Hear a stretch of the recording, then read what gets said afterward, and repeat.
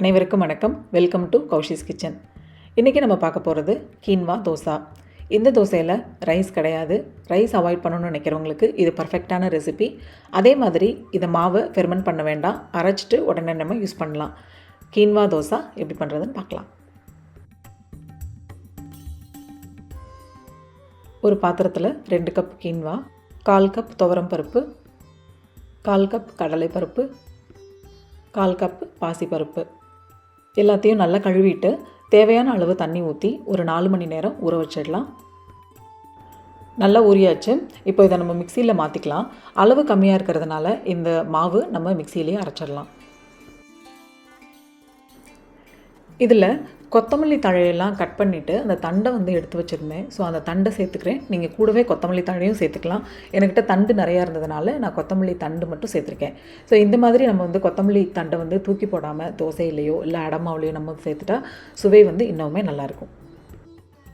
சிகப்பு மிளகாய், இஞ்சி, தேவையான அளவு உப்பு, 1 டீஸ்பூன் மஞ்சள் தூள், தேவையான அளவு தண்ணி சேர்த்துட்டு இந்த மாவை ரொம்பவும் நைஸாகவும் இல்லாமல் ரொம்ப கரவும் இல்லாமல் ஒரு மீடியம் பதத்துக்கு நம்ம அரைச்சி எடுத்துக்கலாம். இப்போ மாவு ரெடி ஆயாச்சு. தோசை மாவு பதத்துக்கு இந்த மாவில் தேவையான அளவு தண்ணி ஊற்றி நல்லா கலந்து விட்டுட்டு தோசை ஊற்ற ஆரம்பிச்சிடலாம். இந்த மாவு புளிக்க வைக்கணும்னு அவசியம் கிடையாது. உடனேயும் ஊற்றலாம், இல்லைன்னா ஃப்ரிட்ஜில் வச்சுட்டு நமக்கு எப்போ தேவையோ அப்போ இந்த மாவை யூஸ் பண்ணிக்கலாம்.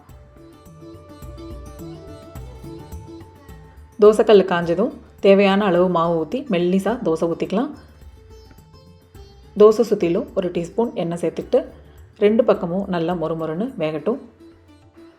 நல்லா ஒரு பக்கம் வெந்ததும் இன்னொரு பக்கமும் திருப்பி போட்டு வேக வச்சு எடுக்க வேண்டியது தான். கீன்வா தோசை ரெடி ஆயாச்சு.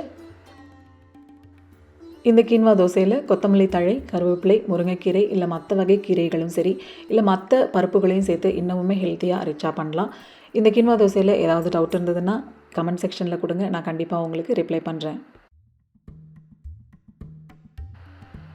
நான் முதலே சொன்ன மாதிரி இந்த கீன்வா தோசை ரைஸ் சேர்க்க வேண்டாம்னு நினைக்கிற டைமில் ஒரு பர்ஃபெக்டான ரெசிபி, ஹெல்த்தியானதும் கூட. அதே மாதிரி ஊற வச்சுட்டு நம்ம அரைச்சி உடனே பண்ணிடலாம். புளிக்க வைக்கணும்னு அவசியம் கிடையாது. ஸோ நீங்களும் இதை செஞ்சு பாருங்கள். எனக்கு எப்படி இருக்குன்னு சொல்லுங்கள்.